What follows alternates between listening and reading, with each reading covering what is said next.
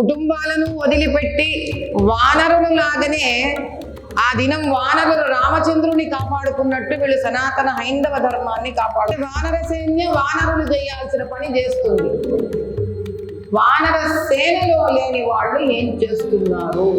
ఇది ఈరోజు ఇక్కడ నుంచి నేను మొత్తం తెలంగాణలోని హిందువులకు వేస్తున్న ప్రశ్న. నేను ఈరోజు ఈ వేదిక మీద నుంచి ధర్మము అనేది వారికి వారు ఏ మతంలో పుడితే ఆ మతం ఆ ధర్మం నేర్పిస్తుంది వాళ్ళకి. హిందూ ధర్మంలో పుట్టిన మనకి వెంటనే వచ్చేది 3-4 అంశాలు. ఒకటి, తల్లిదండ్రులను, గురువుని, దైవాన్ని మనం భక్తిపూర్వకంగా నమస్కరించుకోవాలి.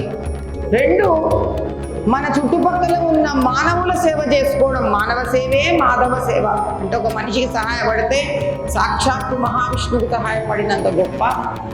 3, అహింసో పరమో ధర్మ. అంటే మనం అహింసని పట్టుకొని వెళితే ఇంతకు మించిన గొప్పతనం ఈ ధర్మంలో ఇంకోటి లేదు.